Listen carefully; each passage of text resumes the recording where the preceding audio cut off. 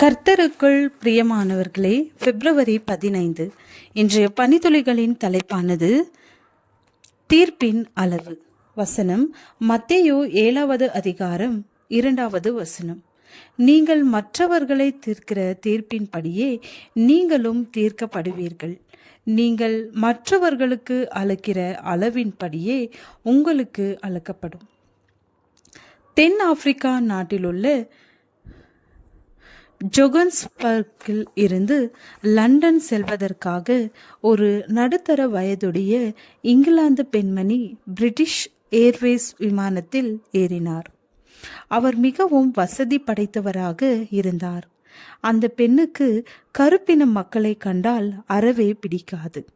எதிர்பாராத விதமாக அந்த பெண்மணி பிரயாணப்பட வேண்டிய அந்த விமானத்தில் அவளுடைய இருக்கைக்கு அருகில் கருப்பு இனத்தை சார்ந்த ஒரு சகோதரர் உட்கார்ந்திருந்தார். அவரை பார்த்தவுடன் இந்த பெண்ணுக்கு மிகுந்த எரிச்சல் உண்டாயிற்று.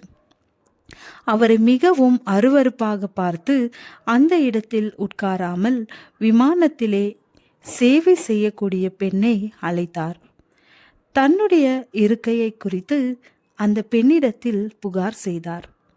விமான பணிப்பெண், உங்களுக்கு என்ன பிரச்சனை என கூறுங்கள், நான் தீர்த்து வைக்கிறேன் என்றார். உங்களுக்கு தெரியாதா, வெள்ளை இனத்தை சேர்ந்த நான் எப்படி ஒரு கருப்பினத்தவரோடு உட்கார முடியும்? என்ன பிரச்சனை என்று சாதாரணமாக கேட்கிறீர்களே என மிகுந்த கோபமாக பணிப்பெண்ணிடத்தில் பேசினார். அந்த பணிப்பெண் மிகவும் அமைதியோடு அந்த இங்கிலாந்து பெண்ணிடம் சற்று நேரம் பொறுத்திருங்கள் என்றாள். சிறிது நேரத்திற்கு பிறகு அவள் மிகுந்த சந்தோஷத்தோடு திரும்பி வந்தாள். விமான கேப்டனிடத்தில் விசேஷித்த அனுமதியை பெற்று முதல் தரத்தில் உலக தலைவர்கள் வந்தால் அமர்வதற்காக வைத்திருக்கக்கூடிய விசேஷித்த இருக்கையை நான் கேட்டு பெற்றுள்ளேன்.